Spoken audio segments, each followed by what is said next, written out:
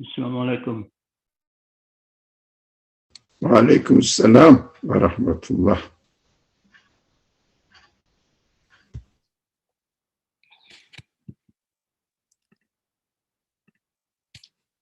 ربي اشرح لي صدري ويسر لي أمري واحلل عقدة من لساني يفقهوا قولي اللهم علمنا ما ينفعنا وانفعنا بما علمتنا وزدنا علما لا حول ولا قوة إلا بالله العلي العظيم وصلى اللهم على محمد وعلى آله وصحبه وسلم الحمد لله رب العالمين آمين.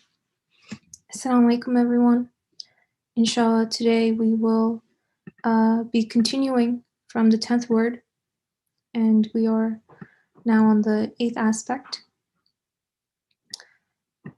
So, before we begin, just a very quick overview would be helpful perhaps for all of us. So, in this 10th word, we are talking about the main topic is of resurrection, right? And we are faced with a little story that the author offers us, which is of two individuals that come to a certain place or realm and act in two very different ways. And one of them acts as though everything that exists has no owner, is without ownership, and that he can do as he likes and act as he likes and treat things as he likes. While the other one tells the other one that this is not the case, that things clearly have there's an order, that there is clearly an owner of things, and that he will have to be held accountable to that. And of course, this is an extended analogy or example of our situation in the world and how we interact with existence and whether we treat it as though it is without an owner, without a source, without a creator. And this 10th word is in some ways an explanation, commentary on the verse that was in the very beginning, which is that Bismillahir Rahmanir Rahim. Look then to the signs of God's mercy, how he restores life to the earth after its death. Verily, he it is who quickens the dead, for he is powerful over all things. So inshallah, we're trying to understand this, and so far these aspects that we've been reading have been in the form of the person who is being responsible or aware and conscious of how things have an owner, look to an owner, telling the other one who is being heedless of this and showing him different aspects of the signs and indications that point to the accountability and the ownership of everything that is around them. So now we are in the 8th aspect, and we're continuing from that narration of one of the people. And inshallah, we'll try to read this and discuss this together. And I'll pose my questions, and inshallah, we can have a rich discussion together. So if anyone would like to read, just read, let me know. I'd be happy to hear someone else's voice. Just read the text out loud, and then I'll take it from there afterwards too. So if there are any volunteers to read, just feel free to raise your hand or unmute yourself. It's just like 2 paragraphs here anyway. Okay, H. Beza, you can go ahead, inshallah. The 8th aspect. Come, let me read to you the decrees issued by the monarch. See, he repeatedly makes the following promises and dire threats. I will take you from your present abode and bring you to the seat of my rule. There I shall bestow happiness on the obedient and imprison the disobedient. Destroying that temporary abode, I shall found a different realm containing eternal palaces and dungeons. He can easily fulfill the promises that he makes, of such importance for his subjects. It is, moreover, incompatible with his pride and his power that he should break his promise. So look, O confused one, you assent to the claims of your mendacious imagination, your distraught intellect, your deceptive soul, but deny the words of a being who cannot be compelled in any fashion to break his promise, whose high stature does not admit any such faithlessness, and to whose truthfulness all visible deeds bear witness. Certainly, you deserve a great punishment. You resemble a traveler who closes his eyes to the light of the sun and looks instead upon his own imagination. His fancy wishes to illuminate his awesomely dark path with the light of his brain, although it is no more than a glow worm. Once that monarch makes a promise, he will by all means fulfill it. Its fulfillment is most easy for him, and moreover most necessary for us and all things, as well as for him too and his kingdom.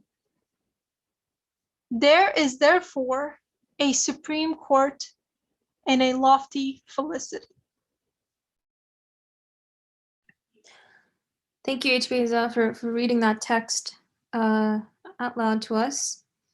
So there's a number of interesting things, attention-grabbing things here that are being discussed, and inshallah we can go through them slowly.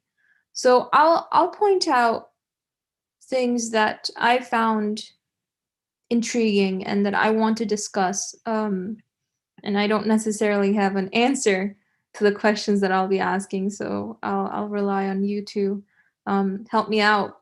But so it's saying here, see he, as in the monarch, right, the owner, and in our context, one's creator, source of existence, repeatedly makes the following promises and dire threats.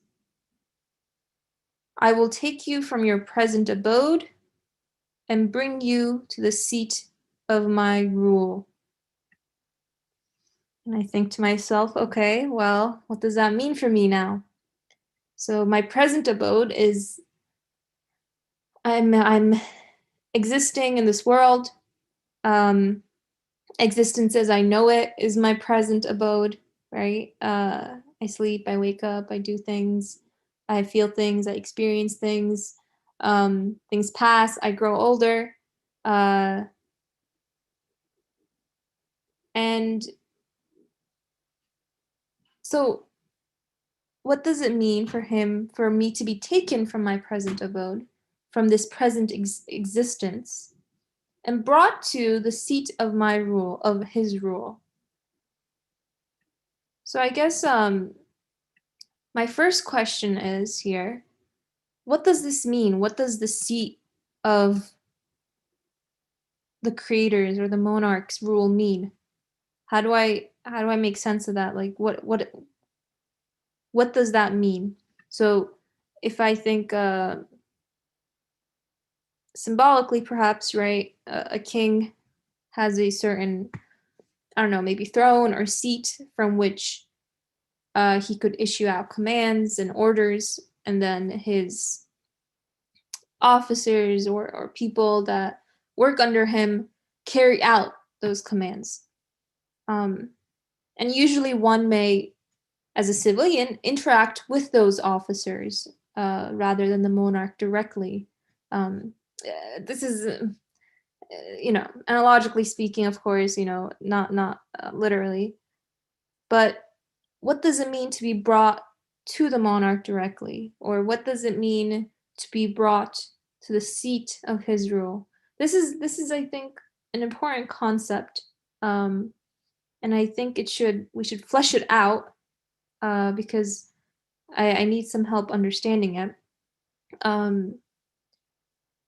So any comments on what this means? Like, any thoughts on what it means for me to be taken from my current existence and brought to the seat of my source of existence's rule? How do I understand seat of his rule here? What does that mean for me? How does it impact my life right now?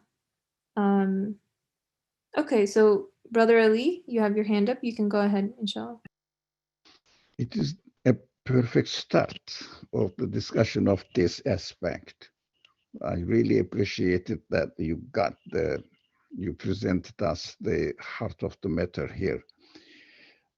As you were asking the questions and elaborating on it, I was looking at the text, and something attracted my attention. At the beginning, it says, he issued a decree and said, he repeatedly makes the following promise in his decree, and dire threat as well. So how do we know that he is repeating it? I didn't hear it. In order to answer the question, I jumped to the beginning of the second paragraph. Such importance of this subject, it means he promises something, it is so important for his subject. It means his creatures, of course, the conscious creatures that we, as far as we are concerned, we say, okay, there's a news for me now, a decree issued to me. How do I know? Look at myself. To start with, the decree is issued to me through my own existence and also other witnesses in the universe. Of course, someone may say, also revelation through the prophets. Yes, correct. But in order to confirm the message that I received through the prophets, I must be convinced that such prophethood, messengership is necessary, etc. All these processes starts from myself and my own observation and experience of the world. So I look at myself, we keep repeating this, but I'm not ashamed of it to repeat again. It is essential. I see that my capacity, my potentiality is not fully satisfied here within this world. What is going on?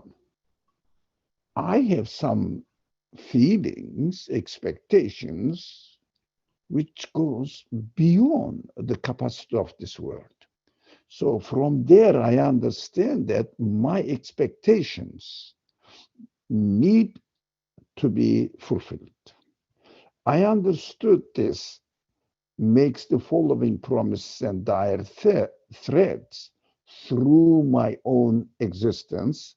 And then if I process and continue this process of reflection, I may end up with accepting that the prophethood also brings the same message, and it is worth paying attention to it and seeing what they say. And if I am convinced that I can say this is the message sent through the prophets, messengers in general, as a human being, as human beings, we are thinking, and then confirm the message if I find it somehow that I am satisfied with it.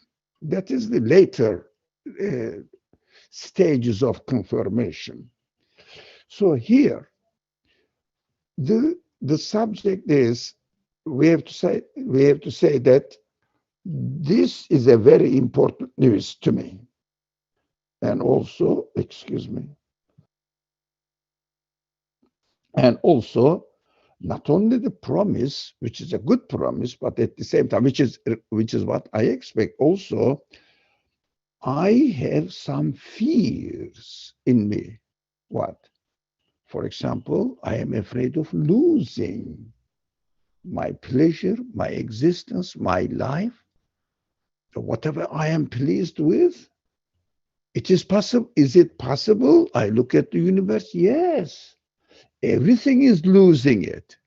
So everything is going to be destroyed, including myself. So that is a fear within me. And this fear also has meaning. What is that? As promises that I am hoping need to be fulfilled, this fear also need to be removed. Now, of course, I must be considered. How can I get away from these fears, get out of these fears? I have to search for it. How can I secure my life, existence, expectations, etc.? I have to search for it. Then I understand. I'm just going very fast here because our subject is not concentrated on this. The creator of this universe, including myself, must be able to fulfill the needs put in my existence. And also by looking at the universe, including my own existence, I conclude that the one who is the originator of this universe must be able to do it because of the way that the universe is continuously brought into existence and renewed it in such a way that demonstrates clearly, evidently, that he is able to do everything beyond my imagination, even because he must be the absolute one. So let's come to the heart of the question that you asked. We need to be invited, or we need to be present. We need to go and be accepted in the presence to the seat of my rule. The text says to the seat of my rule. What does the seat mean? As you, moderator, our friend moderator pointed out, the seat, we can use an analogy. Let's say an authority, the state or the sultan, or I don't know, the emperor. I mean, not the administrative system we are talking about, the top decision-making center of authority. So what we do here, we see somebody coming and cleaning my street or doing something here in order to serve me, an ordinary man like me. And I see this man is doing this job. Why? Well, I understand. That's an analogy, of course. He is employed by the authority. So what I see, only a limited action here. But I see this limited action is prevalent all over the world that I can observe. I can be aware of its existence. And then there is an authority employing all this. This authority, I don't know, but I can see only the bits and parts and bits, however this expression is used in English, some bits of it, some pieces of it. Okay, the authority, I say, I wonder who this authority is. Is it possible to see the authority as he's really issuing the decree to everywhere, which is very effective, definitely performed? Of course, this understanding takes me to the source of existence of this world. And of course, what I do, this is the analogy again and again. I am reminding you, God is not a king like, but analogy. I go and see the palace of God, the palace of the king, let's say, or now it's the White House in the United States. Go and see the White House. Oh, there is an authority here going on. Every decree is issued from here. You know, I can see the what's going on, the activities going on there, but of course, I don't see a physical appearance of the authority. That aspect tells me that, or reminds me that, the creator, the originator of the universe must be the absolute one, because we keep saying that he is not a part of the universe, so I cannot really imagine and I cannot have an access to it because he is my creator. And he is an absolute being, limitless, infinite being. I cannot really approach. But what I can see, can I go and see how the power of the authority through decrees are directly distributed to the employees. If I would like to give an example. For example, I see that. The simple example, let's use it, although it became a classical example in this class. The trees are giving fruits. Well, seems to be trees are giving fruits, but they don't have the power and quality to do it.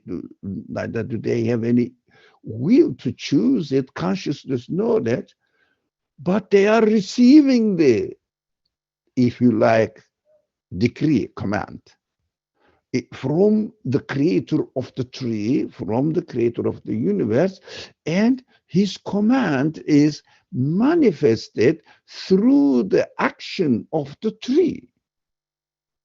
I wonder now. I can see that a tree is not or cannot be the creator of the fruit, but it is employed there.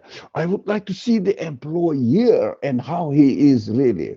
But of course, when I study the tree, how it, if you like, quote unquote, produces the fruit, it is not the tree that it is produces the fruit, but the quality of the creator is manifested on it, but through the tree. So I cannot see the quality. That is my conclusion only. Why? This tree cannot be the source of existence of the fruits. It cannot do it by itself. The cells in its body also unconscious beings, so they cannot be the source of existence.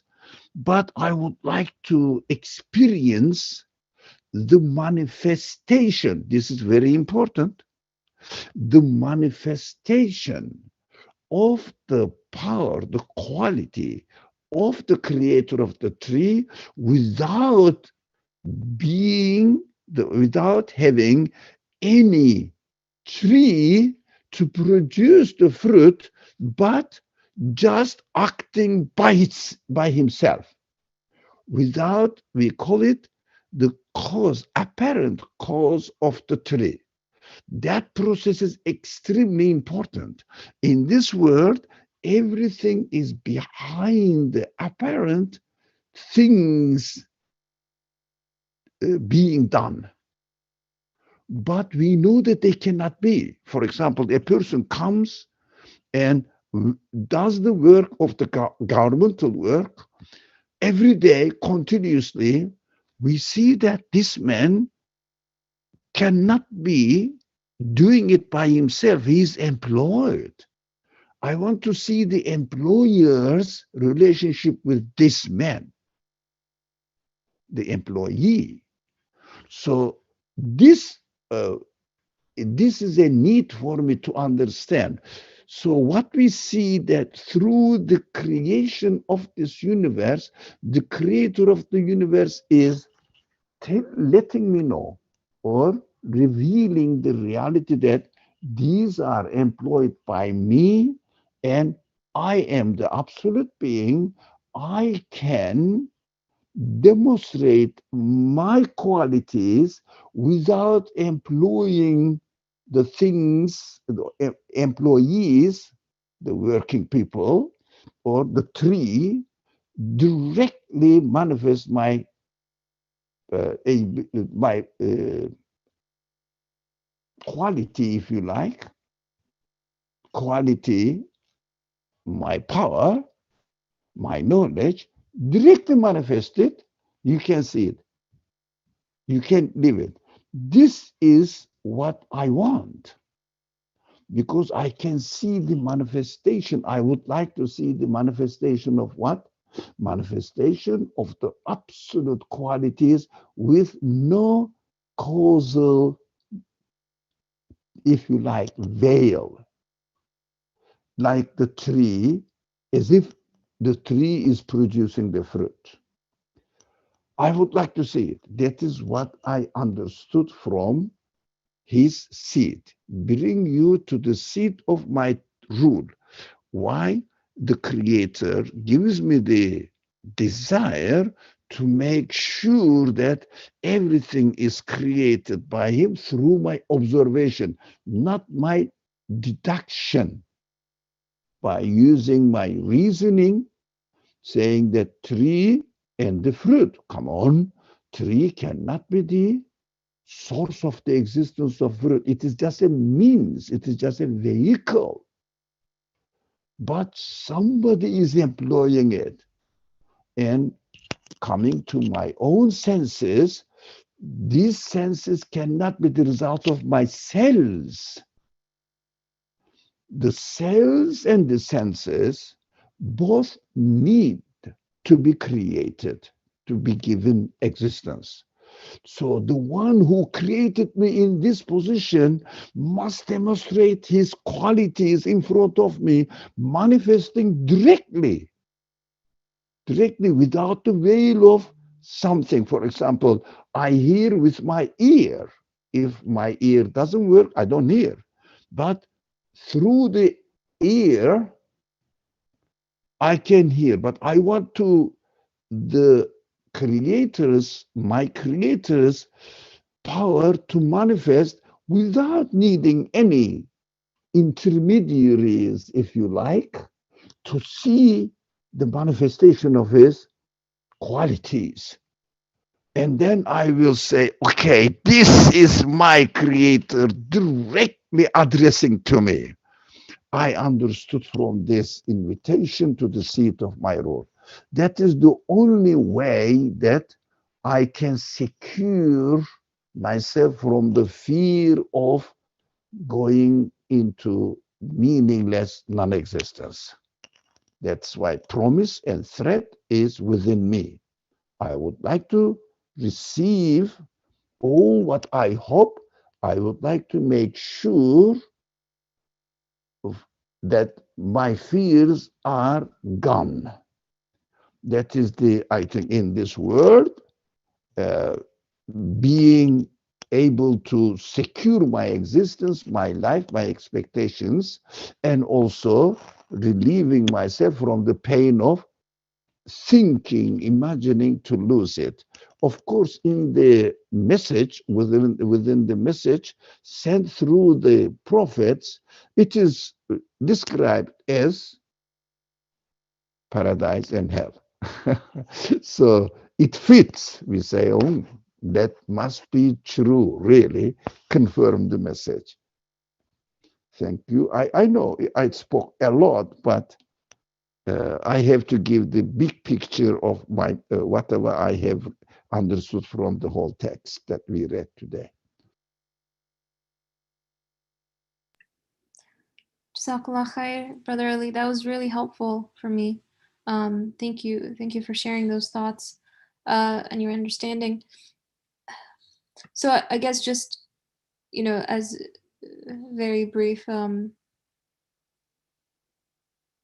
understanding of what you shared, just as I may interact with the person that picks up my trash every night, or the person that delivers my mail every day, or various different services that act upon an authority beyond their own, just as they act as a means, a sort of veil or a sort of intermediary upon the actual authority and the qualities of that authority. In the same way, I experience existence and qualities in this existence in a very similar way. As you said, I receive fruits from the tree, but the tree acts as an employee. It doesn't produce the fruit, but it acts as a manifestation, as a reflection of the quality of the one who does create it. I experience rain, and as an apparent cause, it seems like the rain comes from the clouds in a specific order, and within that rain, I experience qualities of mercy and compassion. But again, that cloud, the water itself, all of these are act as employees of the one that is their genuine and true source of existence, and the source of existence of the qualities that I am interacting with. And so I suppose understanding seat of rule means seeing that authority without intermediary veils or means. And I guess it's a little, since the nature of our existence in this world is that we only interact through employed means with the qualities, it's not feasible to imagine what it's like to directly be brought to the seat of my rule, but we can at least make sense of it through these examples and understanding that just as the one who has created me and created everything else and creates everything else in this world, in this existence, interacts with me through reflections of qualities, through again employed things in this world, he too can interact with me, bring me to himself in a more, I don't want to say direct, but without those causal veils, as you put it. I think I'll keep that. So that's really helpful. And you also partially addressed a second question I was going to ask, which was, I was also interested in this phrase right here that you've kind of explored a bit, of repeatedly making the promises and dire threats. And my question was going to be, how do I experience the promise of my creator? And how is this repeatedly made? And along with these promises, threats. And I guess one of the answers that I took away from your response was that those repeated promises and repeated threats are made for me to experience through my existence, through my experiences, through everything that I interact with in this world. So, for example, I have the need to feel secure in my existence, right? The question is, how do I experience the promise of my creator for a secure existence? And this is, not to be repetitive, but in some ways experienced by seeing that this world cannot fulfill that expectation, and that nevertheless my expectation does need to be fulfilled, and so I am pointed towards, I am signaled towards, to a one who is not of the nature of this world, but is the source of it. So that's really helpful. And if anyone else wants to say anything more about these 2 points of the seat of rule, as well as experiencing promises through one's existence here and now, they're more than welcome to, if they have any other questions about it as well. So after Brother Ali, please go ahead.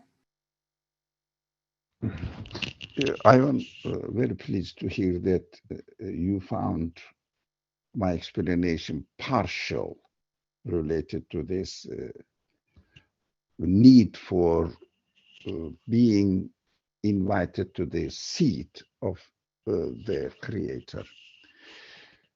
Because I noticed that I didn't cover it because I was really not very much grasping the subject in its entirety. And when you said partially, I said, yes, it was partial. Another thing we use in this circle among this group of people in our discussions, one expression, which I love it, beautiful contradiction. I love this expression. That's my feeling. What does it mean? Of course, I mentioned, and you also repeated, touched upon it, that there is something in me and it is not fulfilled. And why? Because I'm expecting something and it doesn't happen. I want perfection.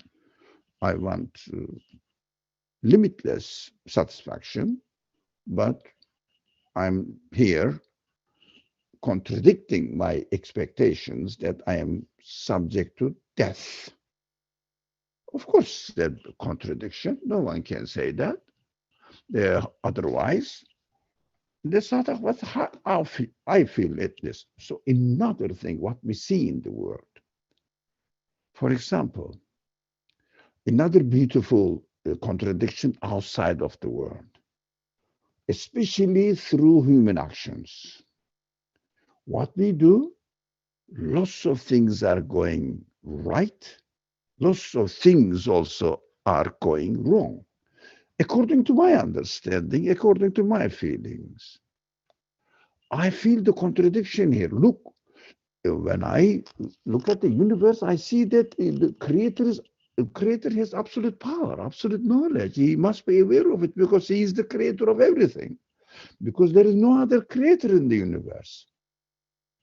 So he is creating the choice of a man, of a person who is contradicting his nature, the way he is created. I experience this, especially when I do something wrong. I may not notice it, I may justify it. But if someone does it, I know it is wrong. How do I know? Through the feelings that I have been given. This contradiction seems to be not resolved in this world. I say lots of injustice, unjust activities are happening, and not really the deserved right punishment is given.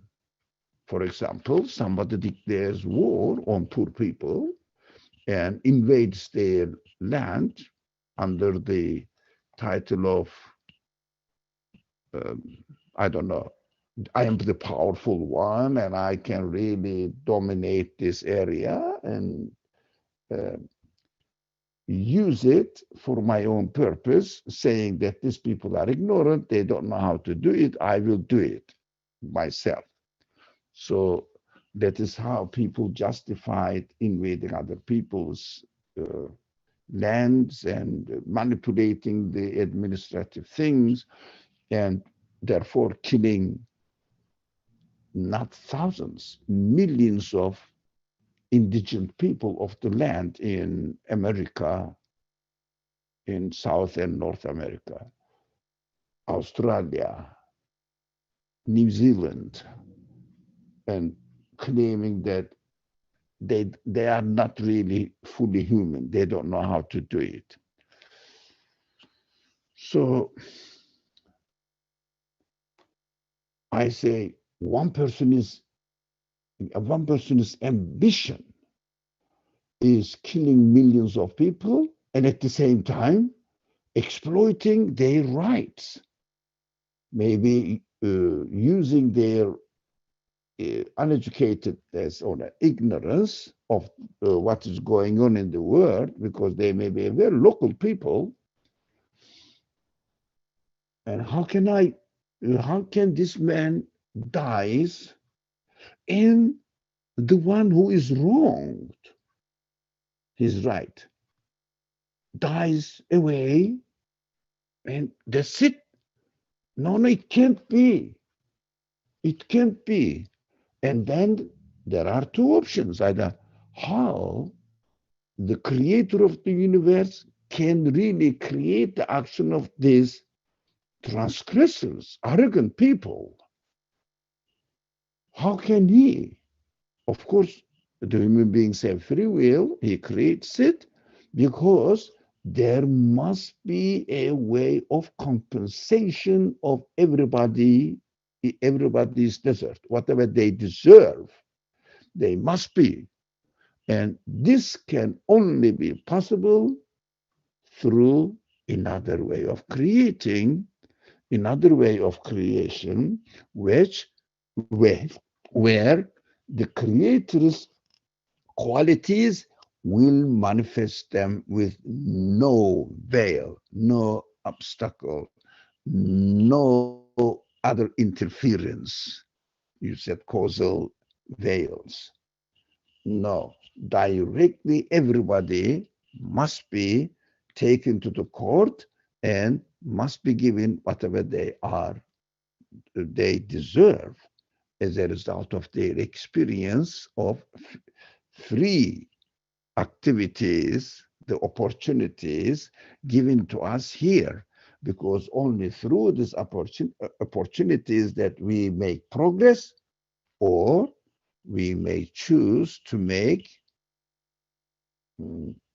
degradation, losing our honor, and how do you say, losing all our qualities, the perfect qualities, and going against them, contradicting our human qualities, which are the trust of the Creator in us. Contradicting them, because I can do it in either way, whether a good way or a bad way. I can listen to my consciousness. I can ignore what my consciousness is telling me. This is so simple. Everybody is experiencing it. I am experiencing it. Then I know what is wrong, and I'm doing it. I'm choosing it, and it is created. It means the Creator must know what is going on, and everybody must get what they deserve. I think that is the second part of the matter, that really everybody must be taken to the seat of the Creator. Thank you.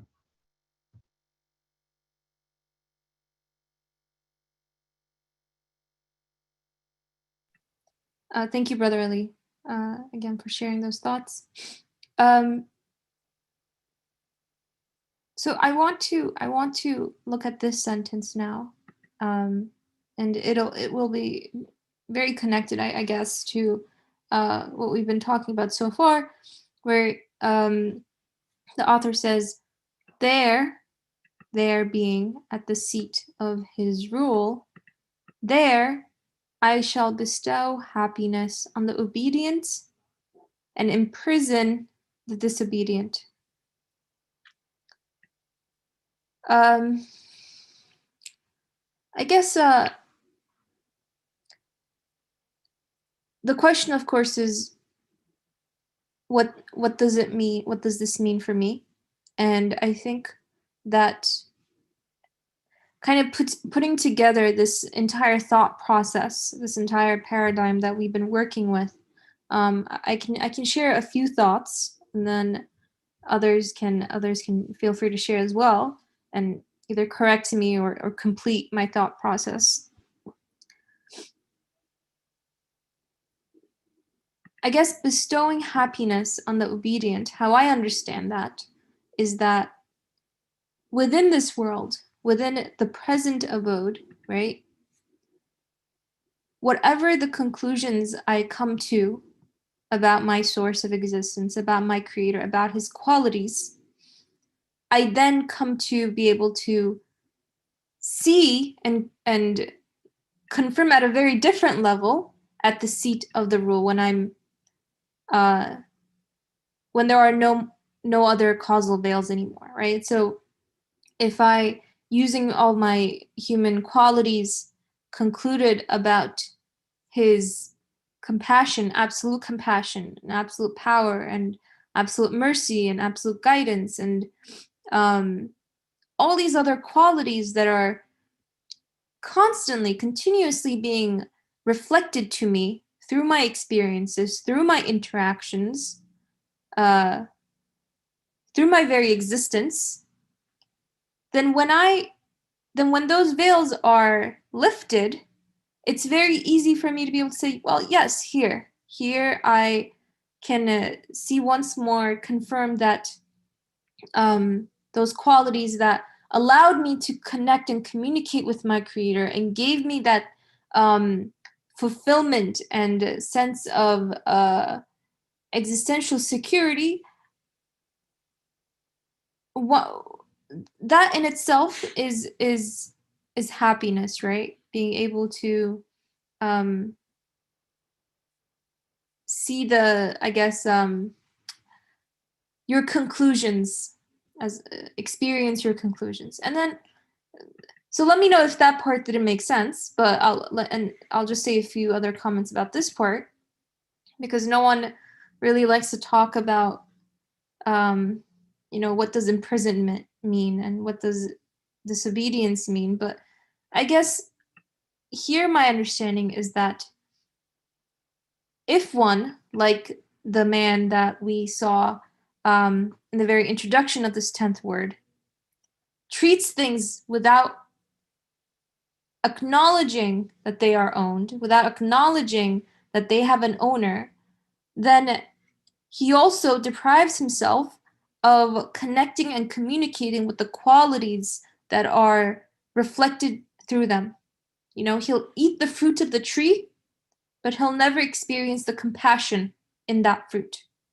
He'll just experience the physical pleasure it might give him for a few moments, and then it'll go away.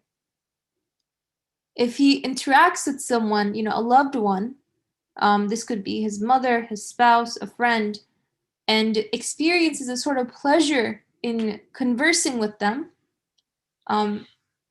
he'll never experience the eternal absolute love that is being reflected through that relationship to him if he simply treats that person as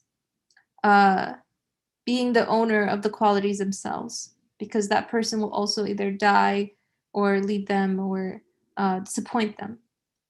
So what I understand from here is that when brought to that seat of rule, one comes face to face essentially with one's own conclusions, the conclusions that they came to upon this present abode. You experience whatever you've basically led yourself to conclude upon. So if I've deprived myself of interacting, communicating with the qualities of my creator in this world, then at that seat of the rule, I imprison myself from being able to engage with those very same qualities. I deprive myself of those qualities. And that in itself is a sort of self-imprisonment, absolute imprisonment. That's my understanding, in just a couple of words at least. If that's how I've tried to make sense of this sentence. If you have thoughts or comments or objections, feel free to share them. But those are my takeaways, at least.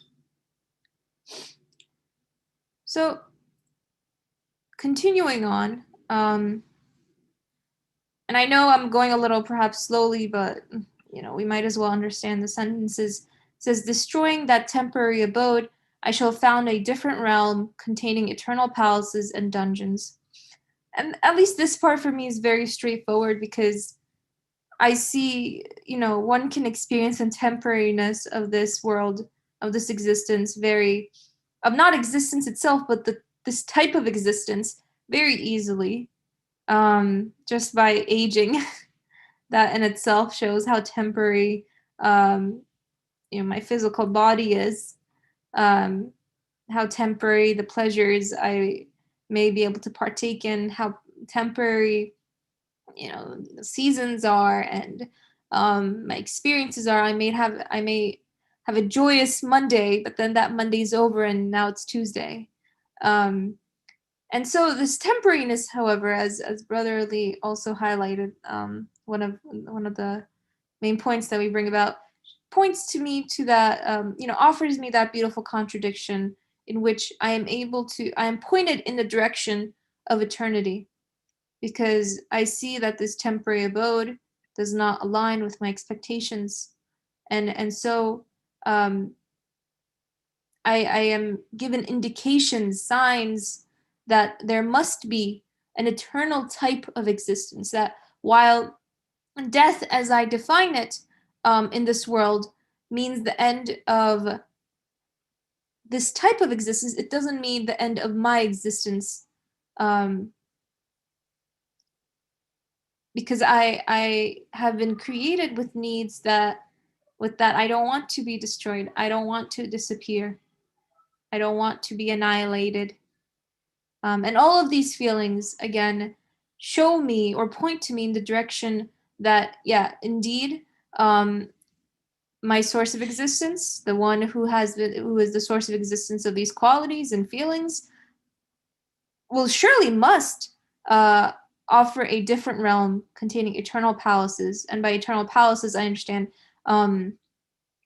pleasures that are not of the nature of this world, pleasures that do not run out or disappear or get destroyed as they do in this world. So those are, again, my thoughts. Feel free to jump in as you see fit. And so here we go on to the second paragraph, and we've talked a little bit about the first phrases here, but for that, Farah, please go ahead. Assalamu alaikum. Thank you so much for the discussion today. So I was reflecting on your reflection on the happiness on the obedient and imprison the disobedient, and trying to sort of understand why I found the thoughts on the happiness and in conjunction with what was discussed earlier about bringing to the seat, and sort of like a fulfillment of one's expectations is happiness. That things fit. Like you put your hand in a glove or you wear something new and it fits you, and this sort of consistency between your expectations and your needs is can also be one of the definitions of happiness.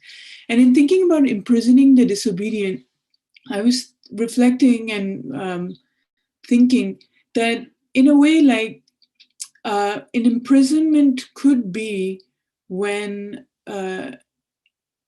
if one thinks about when their expectations are not resolved, the fact that they stay stuck with them. And I think, for example, if this contradiction, it's beautiful when we see a reasonable conclusion to it.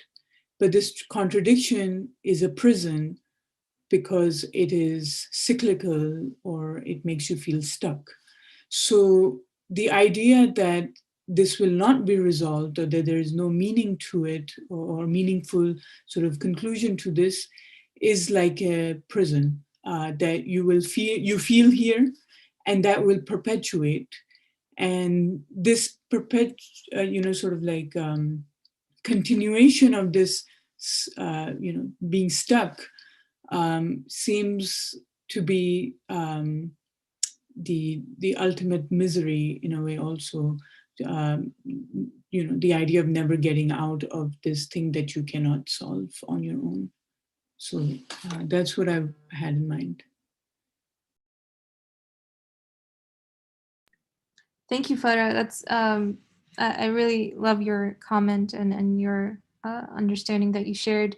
Yeah, I think that not being able to, because as we said, that contradiction, or later on, beautiful contradiction, it points to, it's beautiful because it points to the eternal. It points to the qualities that will ultimately fulfill me.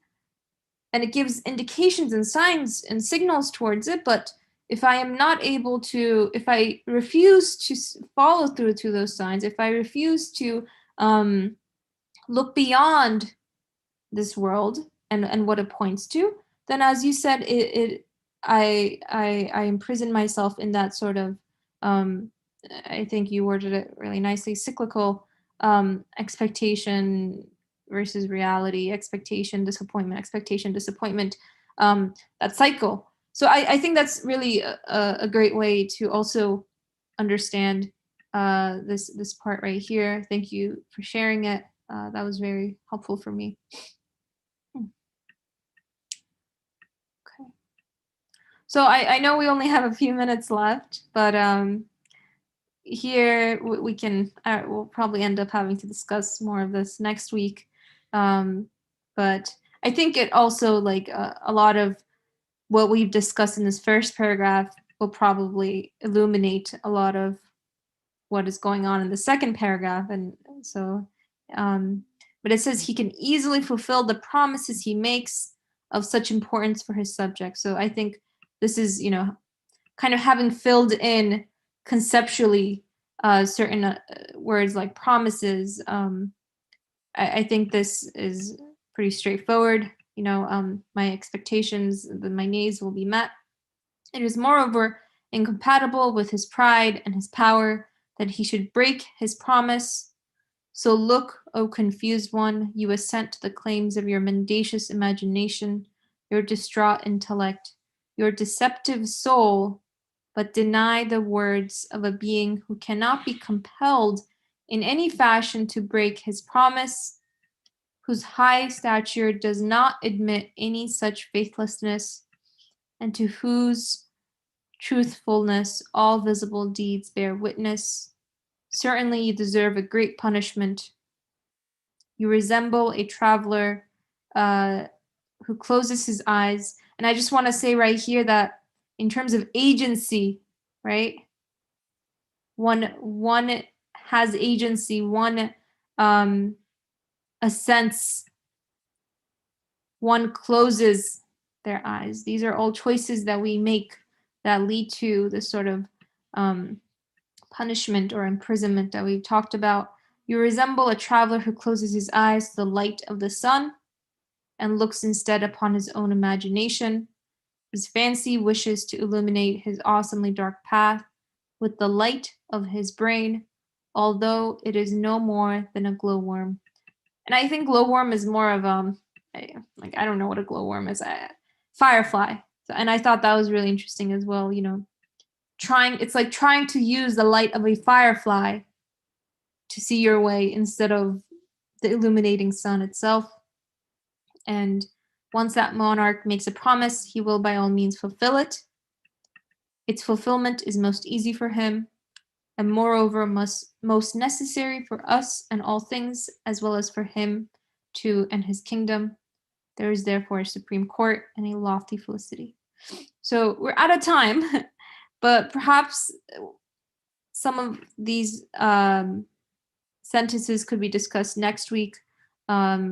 I can leave that to the moderator of next week, but this was really helpful for me, inshallah, and I hope that it brought some clarity to all of you as well. And I will conclude here for today. Jazakallah khair. Thank you everyone for being here, for participating, for listening, and sharing your thoughts and comments and presence with us. سبحانك لا علم لنا إلا ما علمتنا إنك أنت